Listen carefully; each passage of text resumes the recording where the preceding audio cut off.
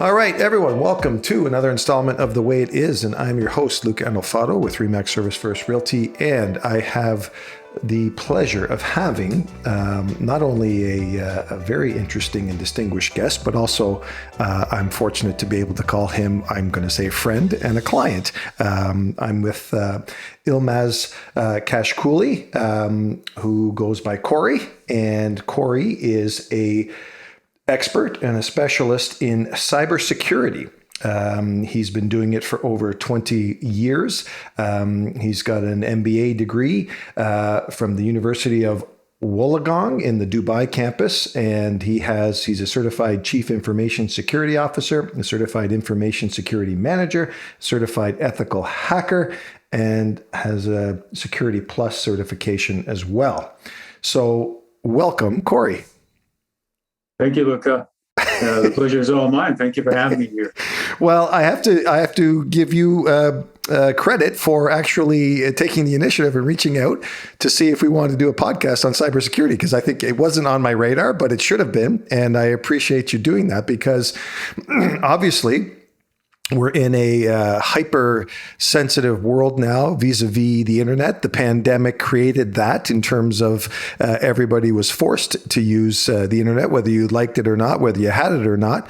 And vis-a-vis just to do business, obviously we're doing this still by Zoom, which became, obviously, if we were smart, we would have all bought stocks in Zoom at the beginning of the pandemic. So I guess I'm going to start from the basics, sort of high level, and then maybe we'll try to get a little bit more focused in terms of sort of the micro stuff about cybersecurity. But I guess from sort of big picture, high level, what are we talking about when someone says cybersecurity? Essentially, we're talking about identifying, recognizing, analyzing, and ultimately mitigating or dealing with the risks of being in a cyber world. That really is. It's a form of risk management by itself. There are risks in being in the cyber world, and cybersecurity is all about defending your digital assets or your digital footprint, be it computer servers, online accounts, and whatnot, from being unauthorized access to cyber criminals. As simple as that. So this is really what cybersecurity is. It's often been, we do have a terminology, information security, we do have IT security, and then we have cybersecurity. I would say cybersecurity is a holistic term that encompasses all of those. Right. Okay.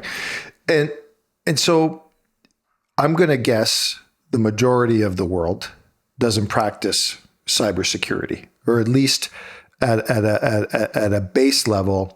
They might have antivirus software on whatever device they're using, but that's probably the extent of it. Is that your experience?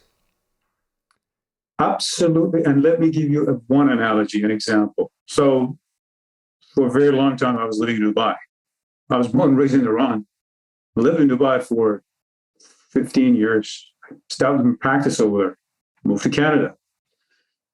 Well, we thought we had jackets. We thought we had warm clothes. We came to Canada, and it was in April in Calgary. I still remember that very vividly. Oh, the cold that I went through, that stuff that I had on didn't do any good. So let me take it back into, do people practice cybersecurity? Majority of people have been taking it for granted that, oh, you know what? It's technology. It's secure. It's supposed to be secure. Especially nowadays, oh, I'm on Zoom. It's supposed to be secure. Oh, I have my G Suite or Gmail, Google-powered stuff in my business. It's supposed to be secure. Nobody said it's not secure, but are you ready for that?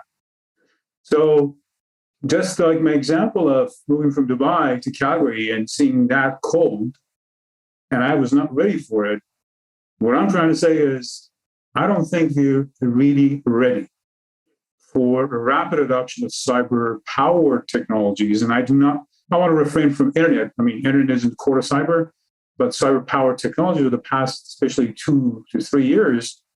And we haven't really taken some time to reflect on the risks. So is the world ready? I don't think so. But are we ready for anything, frankly speaking? So it just goes like that. So, and so now, I mean, knowing that, and I'm going to tie, I recollect a podcast way early on when I brought in a good friend of mine and client, Mike Salmon, who's the president of L&A Mutual Insurance, one of the insurance providers that we recommend. And they're practicing it now. I think most of the insurers are now, where when you take your home policy now or whatever policy, they're including riders or encouraging you to take the rider for cyber theft, I guess, or whatever, cybersecurity, I guess. Sorry, say that again. Yeah, cyber insurance. Yeah, because I mean, it sort of was topical for a while there, and then it came out of the news, and then you hear the odd story, but these programs or these hackers that are holding businesses ransom, not-for-profits ransom or just regular businesses, because they've seized all their files or data and everything like that. How prevalent is that still happening? Or I mean, it seems like every day there's a new hacker or new thing that's coming on. I mean, the proliferation seems crazy. Yeah, well, I love to use analogies to really break down the complexity of cyber related content. So allow me to use one more analogy. Yeah. So if you go to Manhattan and you decided you want to go for a walk in Manhattan, and we know what can happen. Yeah. It's beautiful, amazing. Or you decided to walk by one of the beautiful spots in Barcelona and then go for a walk in Ramblas. You're not familiar, you're going to see pickpockets with all those sorts of techniques. Right. So cybercrime is evolving just like crime is evolving. Let me put it this way, Luca. You're running a business. So do cyber criminals. They're running a business. And the history goes all the way back to Al Capone, who invented the whole syndicate approach. Then, no, I kid you not. Just like we are trying to bring food on the table, our family, they're doing the same thing. The only thing is they're trying to attack us, break into our privacy, steal our confidential data, and make use of that. That's what cybercrime is. So is there a new technique? Every single day there is a new technique. But why is there a new technique? Because there's a new weakness. There's a new vulnerability. Yeah. As simple as that. So, but anything and everything, every step that we take, we're technically accepting some risks. And cyber criminals are there watching those steps that you take that are opening and exposing you to certain risks and, I guess, potential harm. And if they can, they will take advantage of that. Why wouldn't they? So, I mean, and it's frightening to think, I mean, because look at the world, as you know, sat in front of their computers for the better part of 2 years, and still some. And, look at the proliferation of online ordering that took place for food, from food to Amazon to you wouldn't have to leave your house to get whatever you wanted. I mean, you're essentially opening your front door. Is that the analogy? You've left your front door open by going ahead and doing all that online shopping and everything like that. I mean, we're basically putting all our credit card information out there, personal information. I mean, how secure is that? Well, yes, you're leaving your front door open without the necessary controls. There's no harm in having your front door open as long as you have the necessary controls, right? There's no harm in going for a swim in Lake Ontario as long as I have a wetsuit on. Right. So we can go out and experience the stuff in life. So I know in the beginning it looks quite scary. And unfortunately, as cybersecurity professionals and practitioners, especially the manufacturers and vendors in cybersecurity, I don't think we as an ecosystem have done a great job in showing the bright side of the story, where that's what we're trying to do nowadays. The trend is to really show what do you earn with safety? What does safety do to you? Rather than talking about all the dark side of this. The dark side of the story is obviously there. Right. I want to keep my door open. And if that's what I want to do, okay, then what do I have to do to keep it open? Right. Right. I don't think we should be referring from the idea of exercising, entertaining the idea of keeping the door open. Online learning does great stuff. I mean, sitting here, I can do 20 different things. In one of my Toastmaster sessions, I did the cyber hygiene pilot, and I'm a nature lover guy. I would like to say, find me a lake, I'll be in that lake paddling if I can. And a couple of decades ago, I was still a nature lover. And I would dream, could it be possible that I would be camping and still get my job done? Could I control my home when I'm, I don't know, in PEI? Camping in a trailer? Well, these are all possible today, right? I could be traveling to somewhere, having fun, and then I can take care of the temperature control, the thermostat in the house, the lights, and I can do many things remotely. These are all the comforts that come along with the technology and the cyber-powered technologies. They make a lot of things possible. But we also need to be careful. We need to know what we're getting into. Let me put it that way. So you talk about safety controls. Okay, so let's. And you're about to put out a piece or a publication, if I when you sent me your information, on sort of some basic cybersecurity, I guess protocols, if you will, that me as the average consumer or the average Joe public should be utilizing, I guess. So, I mean, I certainly don't want to take the air out of that balloon or anything like that, but at a basic level, what are some of the things, I guess, that we can do to start helping protect ourselves, I guess? First thing first, let's try not to rush into things. If I would say, number one, I need to give you some definitions before we start. Sure, yeah. So let me start with a more, I guess, high-level definition of something called attack surfaces. Okay. The term called attack surfaces. What is it? It's basically you have a smartphone in your hand.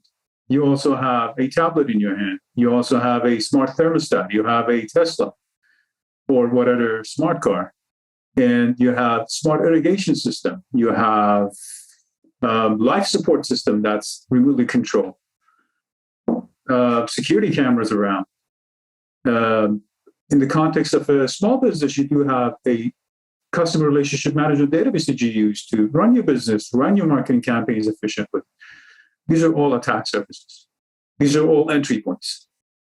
So number one, we need to understand what are the attack surfaces, because they can all be points of exposure for us. Right. That's number one. And then what is a threat?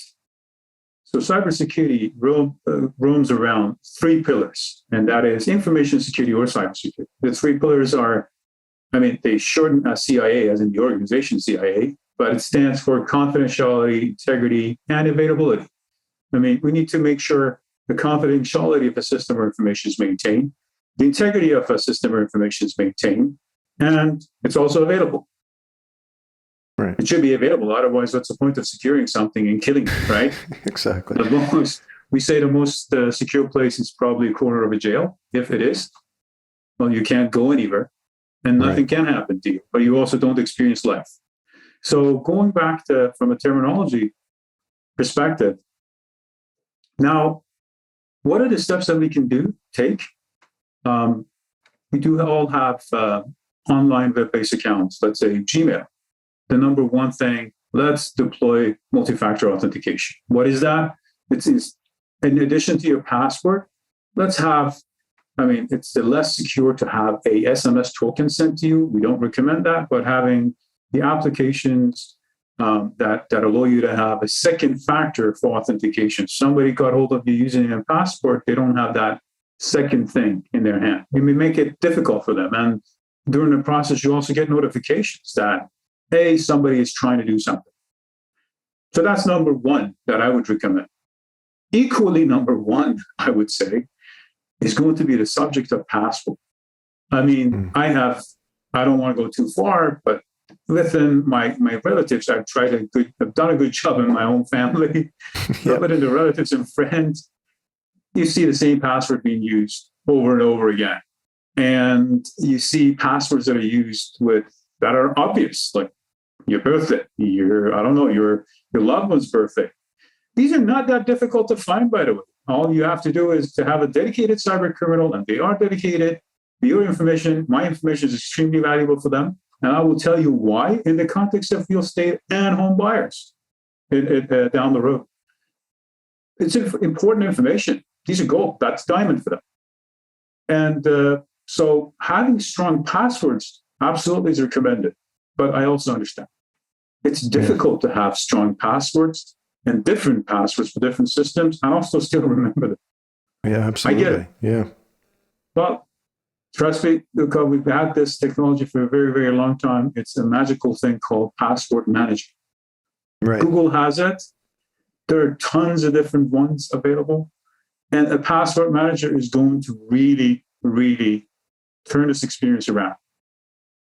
Now, yes, you can have 1,000 different passwords that are safety kept in a vault, a password vault, that you can then secure that password vault, your access to that password vault by having long sentence as a password rather than just 8 characters. So multi-factor authentication and passwords are, I would say, equally number one. And number two is going to be having, how do you get attacked or how do you get compromised? Again, it relates to the attack surfaces. So you're using emails. You get phishing emails, scam emails. All the time. That are very, very, very intelligent. Mm-hmm. Not long ago, Luca, we had the Freedom Convoy situation in Ottawa.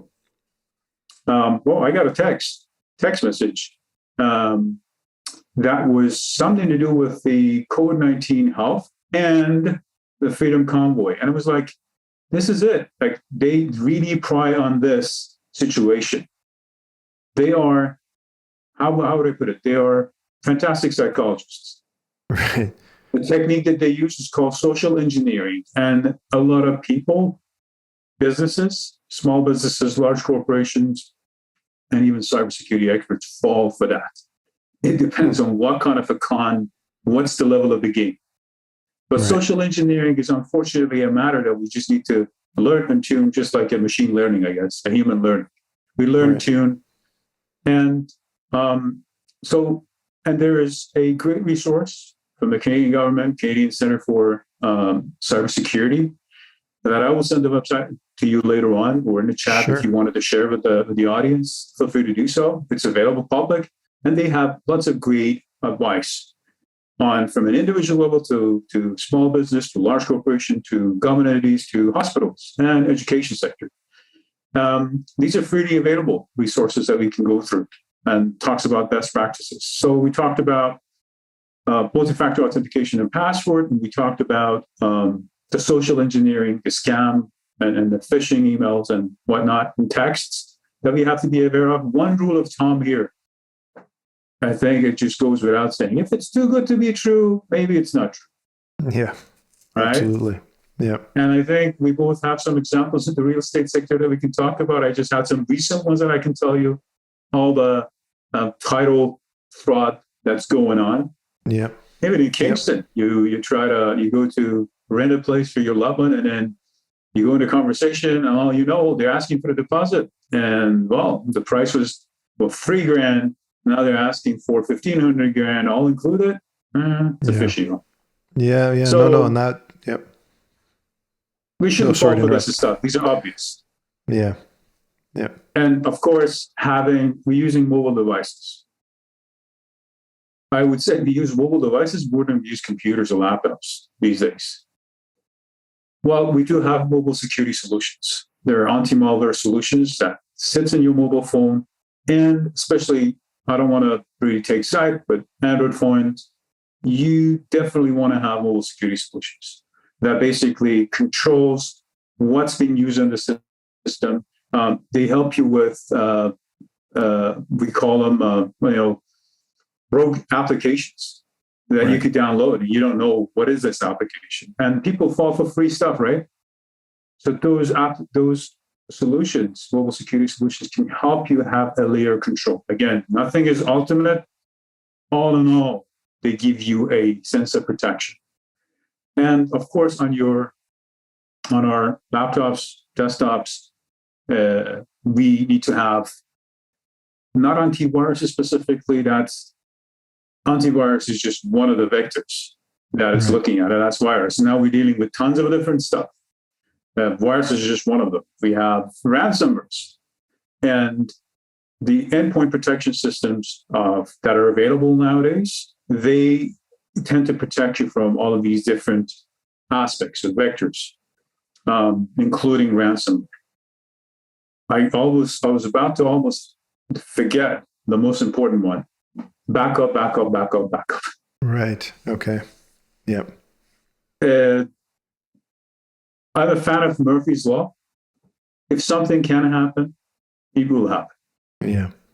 Yeah. So let's not assume it's not going to happen. Let's assume it's happened and it's happening right now, and let's prepare around that. So backup is very important if you want to protect yourself against ransomware. And again, there's a whole topic around what effective backup method is going to help you best when it comes to ransomware. Because if it happens, then the only thing that you can do to safeguard your stuff is the backup that you had. And hopefully it's not a backup you had for 365 days ago.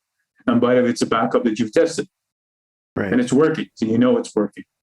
Yeah. The more current the backup, the better situation you're in. Because no matter what technology we have, we should always assume that there might be a vulnerability, that the cyber criminals have detected it. And trust me, Luca, they're not going to come around and say, hey, you know what? Your system has this vulnerability, blah, blah, blah, blah. Be careful, I'm going to hack you. They're not going to tell you this. Yeah. They're going to hack you.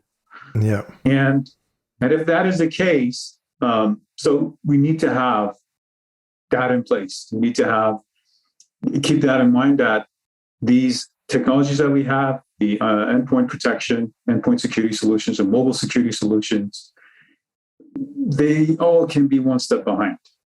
Right.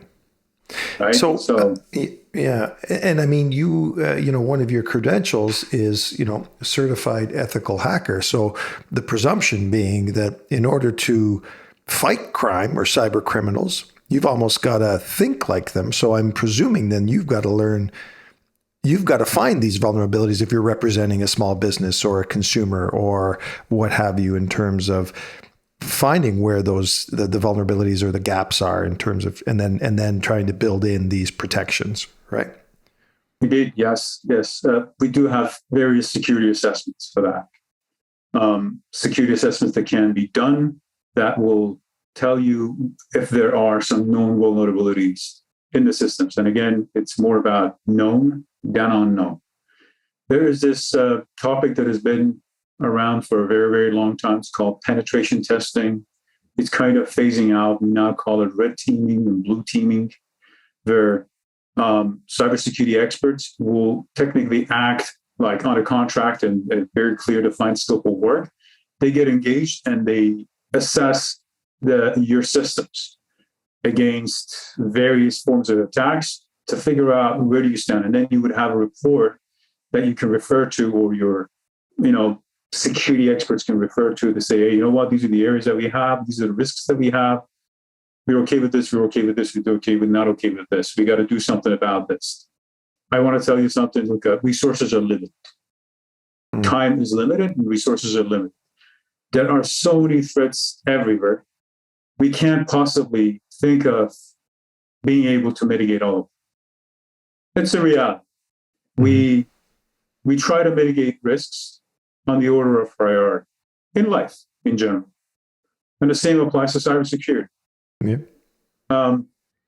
In the order of relevancy and the likelihood of that happening and the cost if it happens, in a way we are going to have, I'd say, relevancy. So we prioritize the threats or the risks.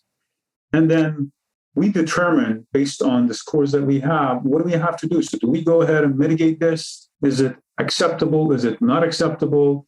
Can we mitigate it? Is there even a technology for this? Can we afford to mitigate it?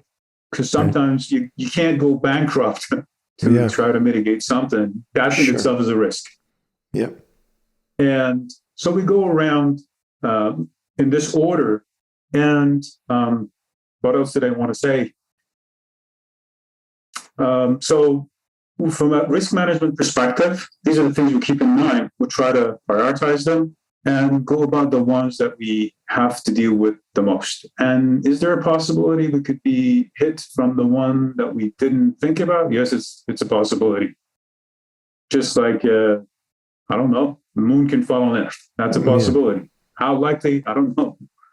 Right. But we can't worry about that stuff and forget about the more important and more relevant stuff. So security assessments give you a report, but in the end, you still need to go through it and try to understand how much of it is relevant to you and what do you need to do to cater to the relevant stuff. Yeah. So, and I guess I've got a few things we're going to try to touch on here. But while we're on the subject of relevancy and priorities, what's the number one, I guess, cyber or criminal activity out there right now? Is it identity theft? Is it ransom? Is it what have you seen, or is it just a bunch of everything? And is this happening? I mean, obviously, the cyber world is a all-encompassing world. It doesn't. I don't think it recognizes borders or boundaries or anything like that. And yet, in saying that, is there a predominance of this activity in certain geographical areas or not? Maybe you can comment on that. There are many factors, and I would be very honest with you. It's quite dynamic. Right. You might have an election coming up, and all of a sudden that becomes a point of exposure. You might be having for example, we go around and actually I throw advisory around and say, hey guys, the Canada Day, usually we do have Independence Day right after that. That's an area where they're really banking on. So right. They're banking on you having fun. They're banking on you being careless. So events definitely have a defined, usually when you have some prominent events, you would have some cyber crime activity around that. But there are some, you can come up with some patterns from industry to industry. When you're looking at it from an individual or household perspective, I guess it's everything. It's a combination of everything.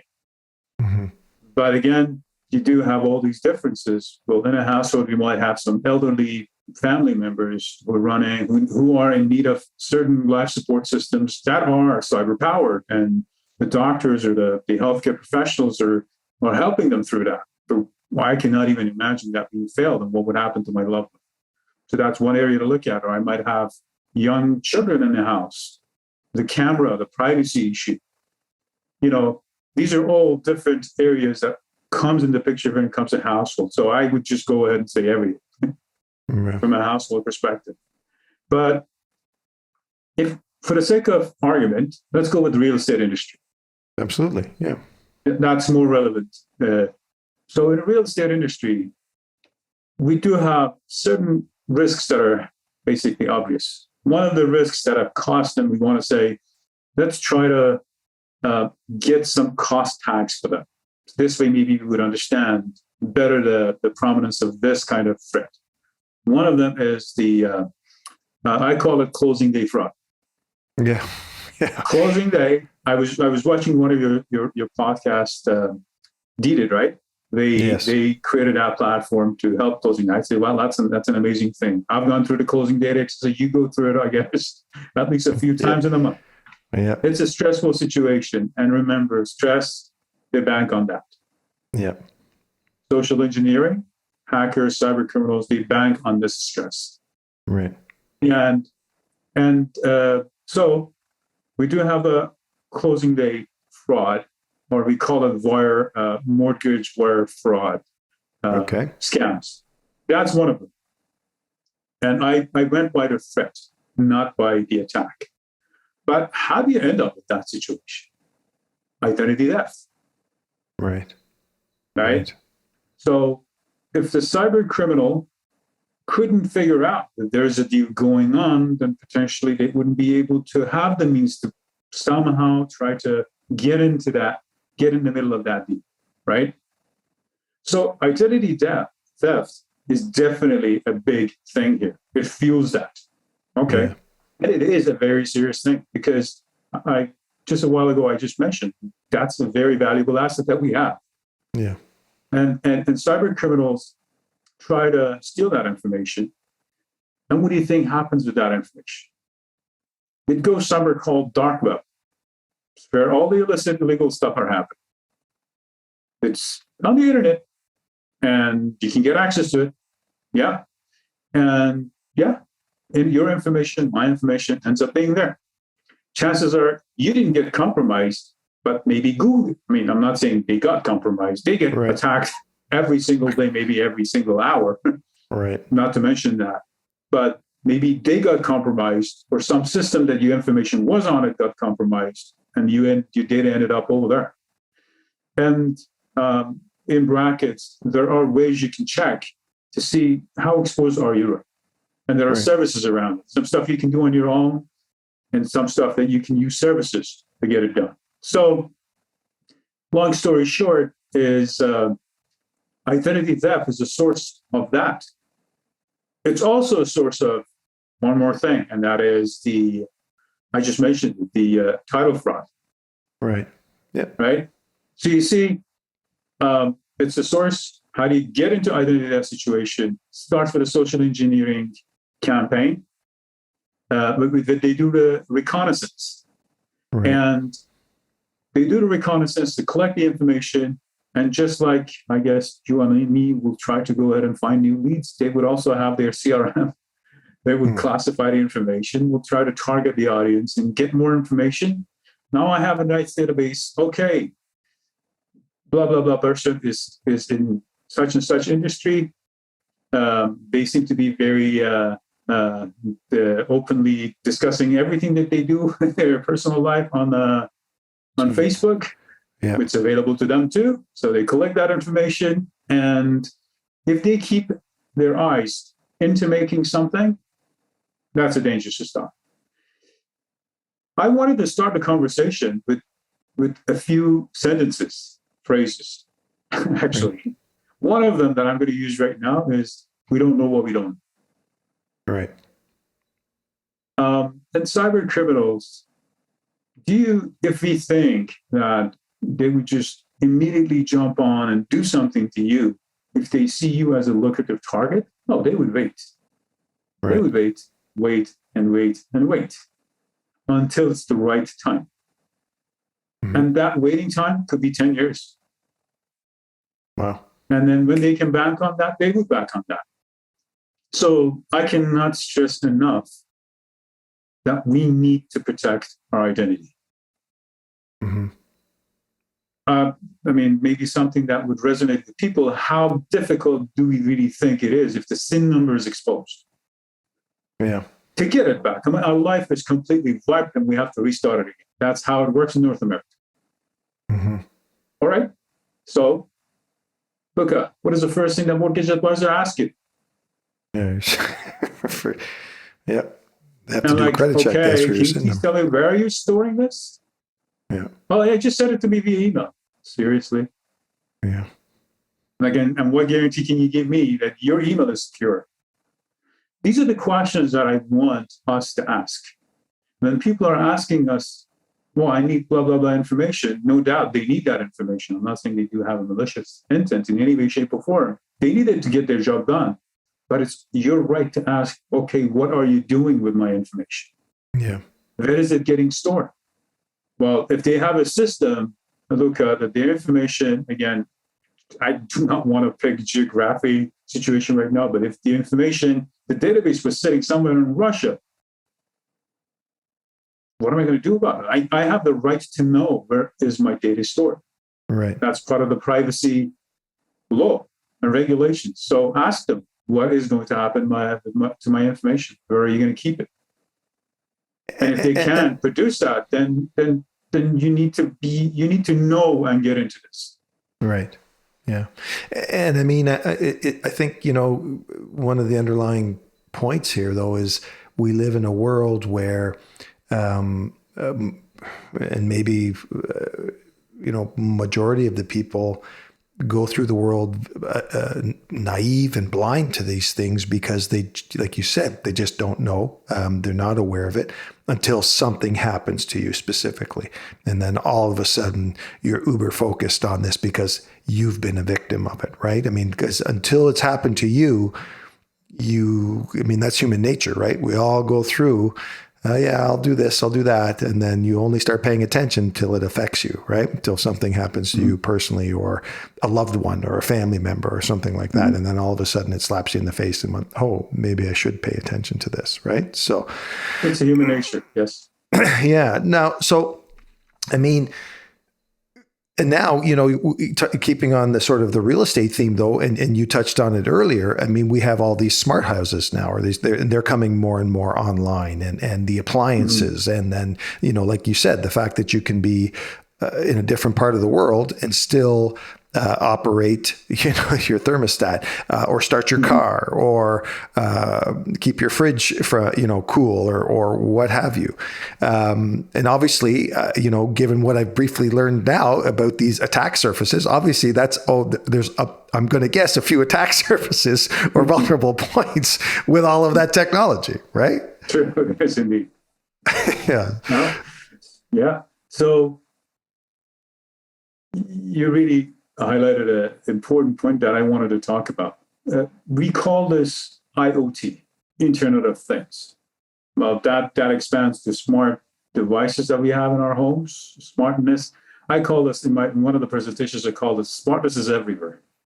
Right. So we have smartness everywhere, from gaming console all the way to irrigation system to your lights. Everything is and can be smart. And it's very good. It's nice.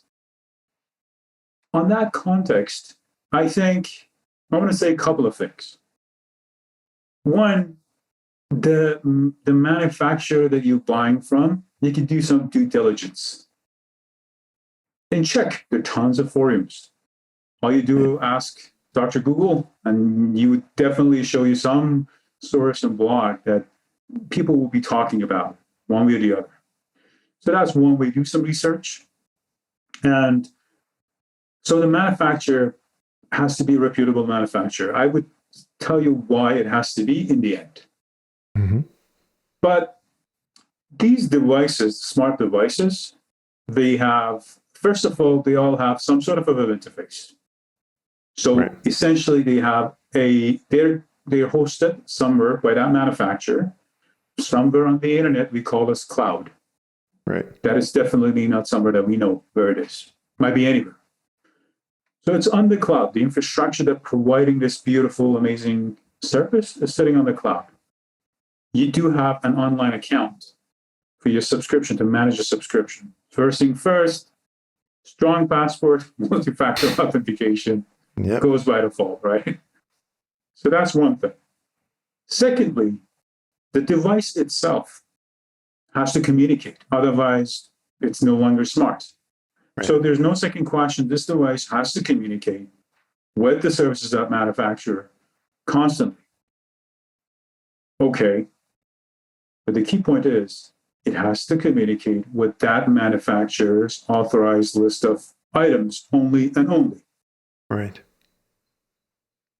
Okay. Another break. Well, I trust, say, General Electric. Sure. Right? Great organization, has been there for hundred years, literally. Yep. I'm pretty sure they have tons of quality assurance and everything in that. But it would be so naive of me to think, in such a global economy, that one chipset was manufactured by GE itself. Right. No. I can trust GE, but what happens to that chipset that has been manufactured somewhere else in the world? I don't want to name any country. Yep. If we think a malware, which is a bad software, simply, cannot be embedded in that chipset, we're wrong. It can be done. again, in brackets, let's pick up some of the organizations, not only GE, but let's pick up defense industry. Right. Lockheed Martin, they are the ones who are supplying the entire DoD in the US military, right? Yep.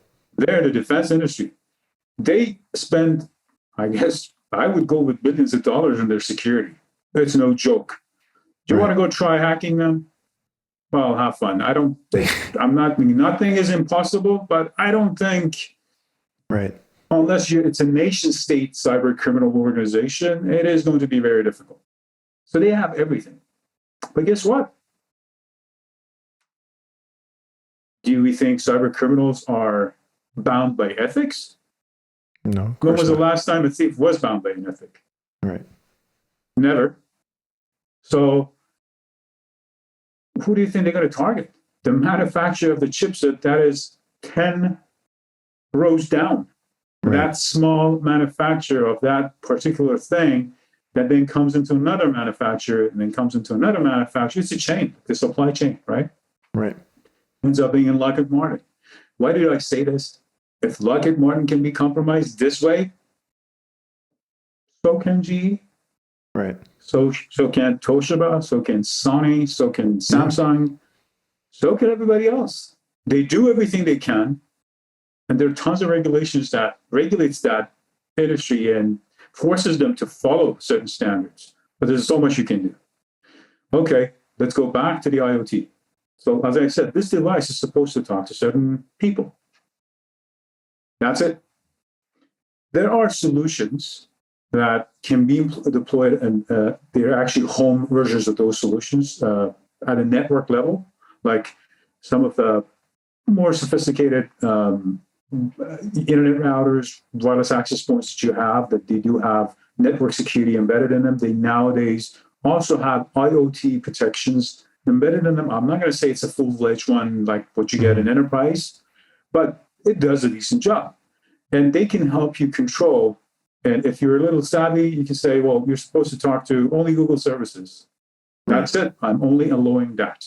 So this way, if there was something potentially in that component that is now suddenly after 10 years wakes up and decides to talk to, I don't know, somebody in Mars, it'll say, sorry, you can't talk. You get a notification so you can act on that one. So this is how you can do it. You can implement a network level control. We call them IoT protections or IoT controls. Right. On top of our network security solutions to kind of address that. But the basics, password, strong password, and MFA, that is the first step we need to deal with. Yeah.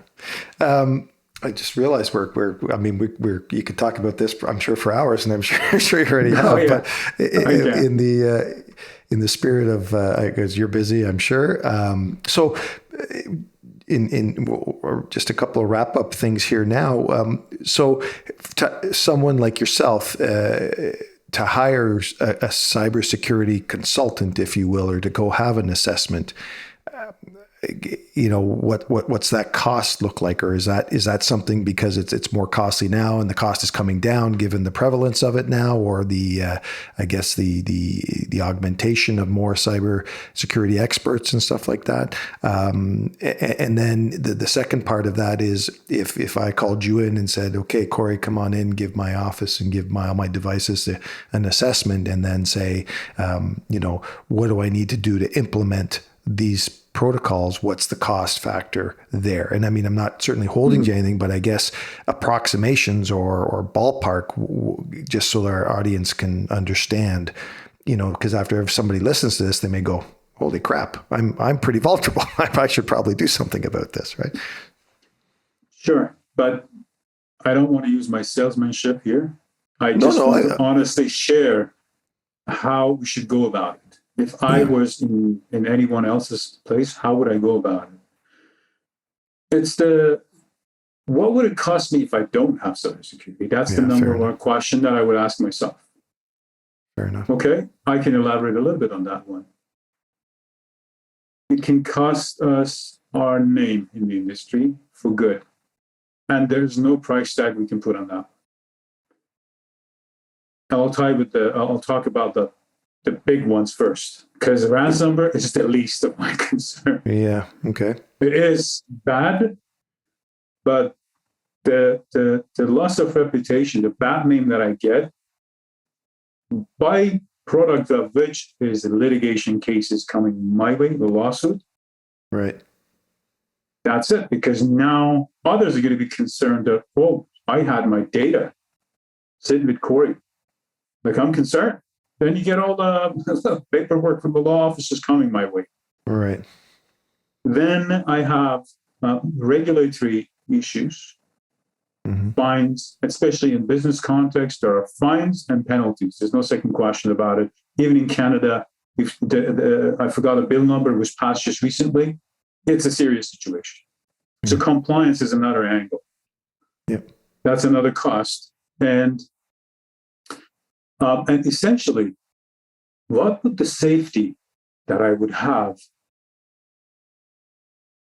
I would look at it from a return on investment perspective. Yeah. The safety that I get, and again, we will never be 100% safe. There's nothing called 100% secure. Yeah. And believe me, I have been asked, so Kory, you implemented blah, blah, blah firewalls, blah, blah, blah, security solutions, and such monitoring solutions. So, and C-levels ask me, like board of directors, I'm assuming we're secure. We spent a lot of money in this. And they hate it when I say, well, how secure do you think you are if you have a car, we decided to drive 200 kilometers an hour from here to Toronto? Yeah.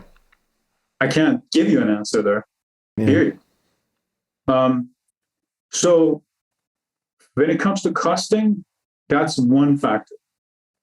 How much would it cost me if I don't have it? Yep. And what will be the return of investment for me if I can have some sort of a peace of mind? Yep. What can it do for me? And that's why I say I want to help. I'm very passionate in helping small businesses. All my life worked with corporations and governments and stuff. But small businesses are the ones that are left behind. And I want to do something for them. So to give them a platform they can launch their dreams, especially startups. Yep. But safe, because what you do today, what you don't do today, especially in the context of startup, is going to show itself when you're going at IPO. Yeah. When you've got your millions of dollars sitting in your bank and you're so happy, you have a board of director and everything, all of a sudden you get a board of director member come and say, but the other fella in our industry just got compromised. Can we run a check? And you run a check, and holy, like now the cost of fixing all of this stuff is unbelievable. Right? Right. Now, that aside, let's factor in from a cost perspective. I can't give a number, but I can give you context. I don't have it, because every environment is unique. Right. Fair enough. Right.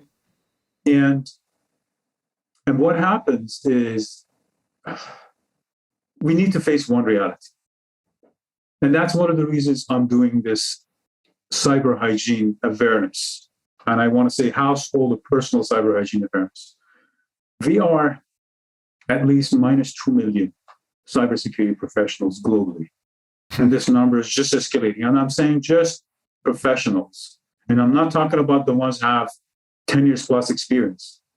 All we have to do is just look at LinkedIn and see the prices that are being paid to cybersecurity professionals. Yeah. To that note, I'm glad that finally St. Lawrence College decided to have a cybersecurity program. So I'm glad we're going to have a workforce for that, because not having it is going to affect me. Sure. Because some supplier, somebody that I'm buying the services from, is going to get affected. If that's going to get affected, it's going to affect me indirectly. Yep. So now, for companies to hire cybersecurity professionals to deliver cybersecurity services has become very expensive. The cost during the pandemic, I think I can say that the rates and the salary just picked up by 50% at least. Yeah. Unbelievable. And we keep that aside, there's a shortage. These will determine the prices. But the good news is there's a lot of awareness. Yeah. Especially in the small, medium sector. I attended a conference just last week, Canadian SME Expo 2022, a good exhibition. I loved it, believe it or not. Something I couldn't even imagine. Out of every panel conversations, out of every two, cybersecurity was a hot topic in one. Right. So people are paying attention to that, and that would certainly bring the prices down. Are the prices high? I guess the market determines that. Yes, everybody, but there's nothing bad in being able to overprice and charge. Yeah. But keep in mind, people have to be able to afford to pay it. Yeah. So there's also that reason in the market as well, and it looks like it's getting down. Like I believe, market is finding a more equilibrium to today as opposed to probably 4 years ago. Although the prices of the manufacturers are rising for obvious reasons, supply chain issues that they have, the resource prices, and so on and so forth. I can go on these conversations for a long time, but the last point here, there are services that are called fractional services. Fractional cybersecurity expertise, fractional CISO, fractional CIO, because Luca, without a strategy, cybersecurity is useless. Yeah, fair enough. Good point. And that's the big ticket item. That's the one that companies for a long time could not afford. Right. To pay. Yeah.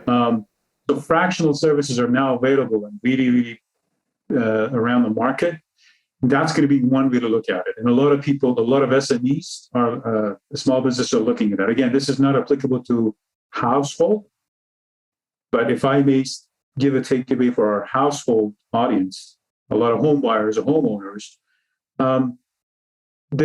your ISP, your internet service provider, chances are they do have some bundle of security solutions within their package, and you could use it. If you're not that tech savvy, you could rely on them to give you some sort of a managed service that essentially gives you some sort of a sense of protection and safety. Yeah. Well, we'll end it there, Kory. And I mean, that's awesome. And you've certainly made me more aware. I mean, people, I'm sure I know most people have heard of cybersecurity, and the threats. And like I said, I don't know if many people pay attention to it simply because they move through the world oblivious to it until they have to pay attention to it. So I thank you very much for taking the time. And you know what? I'm going to check back in with you once that publication's ready. Send me a note. Let me know, because I'd love to take a look at it and share it. And that's awesome. So thank you so much for your time. And check back in with me, because I want to come see the house now that you've done all the great work. Looking forward to having you guys here. All right. And well, thank you very much for having me. I appreciate it, and have yourself a great day. You as well, Kory. Thanks. I'll talk to you later. Cheers. Bye-bye.